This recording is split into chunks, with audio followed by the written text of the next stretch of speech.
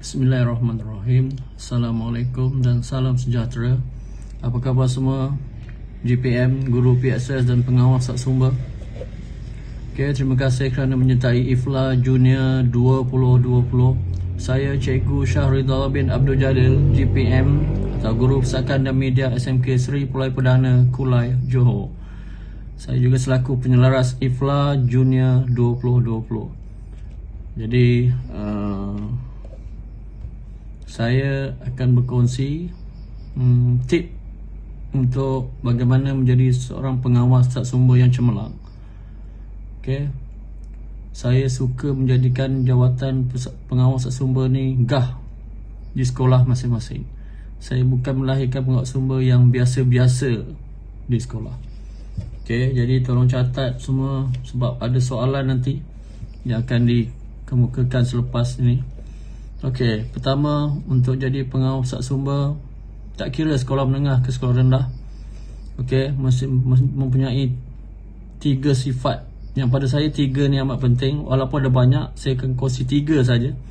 Iaitu pertama, pembersih, kedua, rajin, dan ketiga, berkeyakinan tinggi. Jadi saya sentuh yang pertama dulu, pembersih. Kalau PPS tu seorang, senang cakap, pengotor, dia tak boleh membantu mengurus pusat sumber atau pusakaannya menjadi bersih. Sebagai contoh, kalau diri sendiri pun tak bersih, pakaiannya tak bergosok, pergi sekolah tak mandi, macam mana nak mengurus pusakaan? Itu satu perkara yang penting kalau untuk melantik pengawas sumber kepada GPM lah. Yang kedua,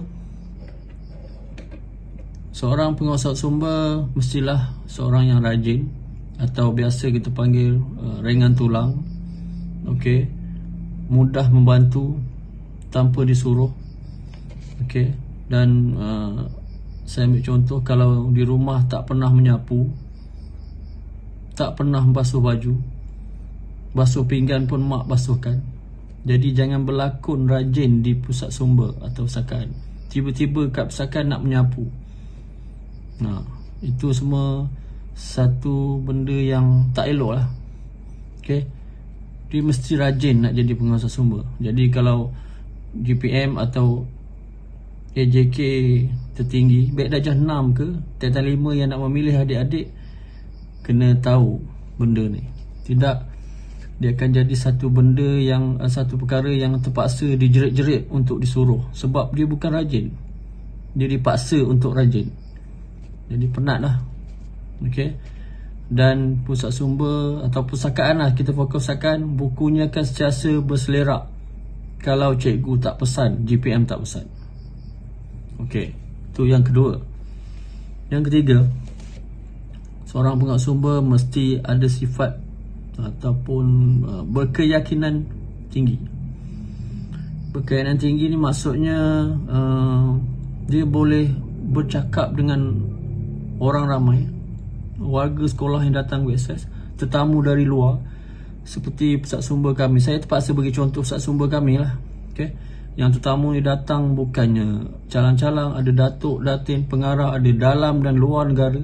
Pengawas sumber boleh menyambutnya, boleh membentangkan, menceritakan tentang aktiviti, tentang pusat sumber kami.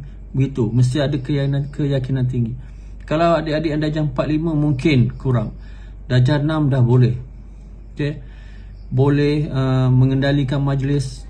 Sebagai contoh, pengawas sumber kami boleh mengendalikan hari guru sekolah kami, boleh mengendalikan eksplorasi hari keluarga guru-guru sekolah kami. Bayangkan, pengawas sumber, bukan pengawas sumber, boleh menguruskan majlis apresiasi pusat sumber setiap tahun dengan kehadiran datuk, datin, pengarah, siap ada artis jemputan, semua pengawas sumber yang urus dari A sampai Z. Mungkin 10% saja dibantu oleh guru. Lagi lain, juruacara, pengoleh hadiah, bacaan doa, persiapan LCD, urusan jamuan, semua pengawas sumber. Itu sebab ada keyakinan diri untuk mengurus. dan kepada GPM semua, beri kepercayaan kepada mereka. Okey. Selain itu, berkeyakinan diri ataupun berani memberi pendapat. Kebanyakan aktiviti pusat sumber kami, pengawas sumber yang mengeluarkan idea dan pendapat. Bila mesyuarat, berebut-rebut bentang.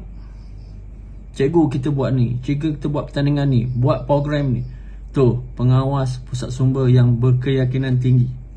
Dia yakin diri dia, dia bersuara. Jadi, 3 tip ni yang saya kongsi. Pertama tadi, pembersih. Kedua, rajin. Ketiga, berkeyakinan tinggi. Okay. InsyaAllah akan jadi seorang pengawas sumber yang cemerlang, yang serba boleh, kreatif. Okay.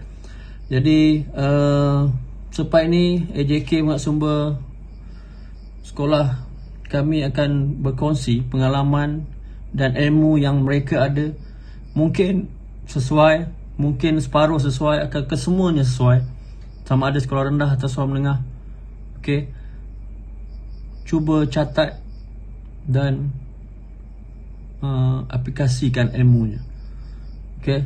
Tahniah semua, berbanggalah jadi pengawas pusat sumber dan seronoklah bertugas sebagai pengawas pusat sumber. Kepada yang sekolah rendah, mungkin ilmu ni bila sampai ke sekolah menengah anda akan jadi pengawas pusat sumber, boleh diguna pakai.